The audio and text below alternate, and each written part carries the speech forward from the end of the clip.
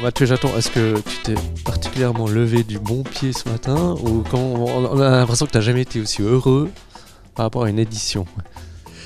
Je me suis levé du bon pied, ça c'est sûr. Et puis en même temps, voilà, comme je disais, c'est des années qu'on rêve.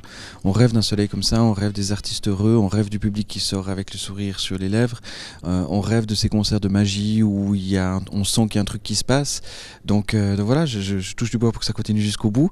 Mais oui, moi je suis du style à m'extasier assez rapidement. Aussi, quand je suis pas content, je le dis, mais quand je suis très content, je le dis. Et puis aujourd'hui, je suis vraiment heureux. Mais c'est vrai que moi, je suis pas du tout blasé en fait, et chaque moment du festival m'émerveille encore toujours, même après plus de 20 ans ici.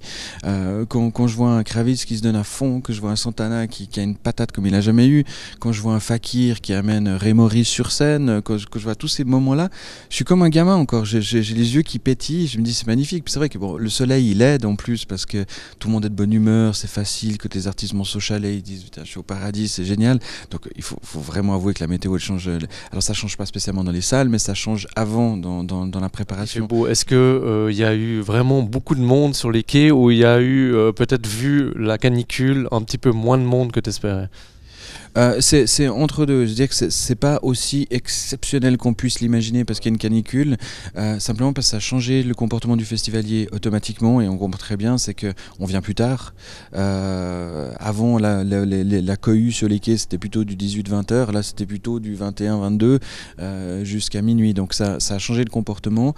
Et puis évidemment quand il fait cette chaleur là, on mange aussi un petit peu moins, on boit beaucoup d'eau, ce qui est très bien parce qu'on a poussé aussi pour vraiment prendre soin de tout le monde. Donc moi un samedi soir, quand il fait 35 degrés sur les quais, je comprends ceux qui préfèrent aller faire un barbecue et puis se baigner dans le lac. Mais s'ils pouvaient faire le barbecue dans le coin et se baigner dans le lac ici, ce serait encore mieux.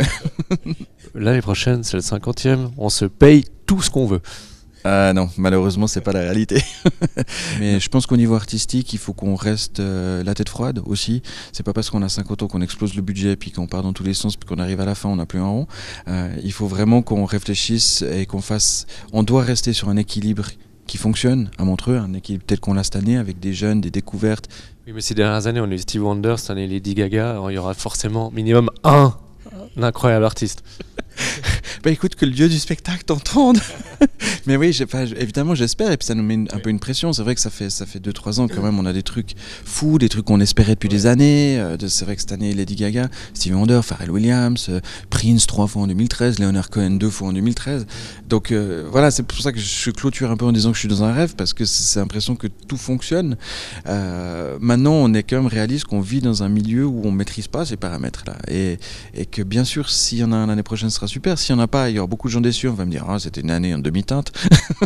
mais nous on est obligé de vivre avec ça parce qu'on sait jamais ce qu'on aura sur. On espère que la magie de Montreux fera que certains grands artistes qu'on espère depuis des années se diront c'est les 50 ans, je viens.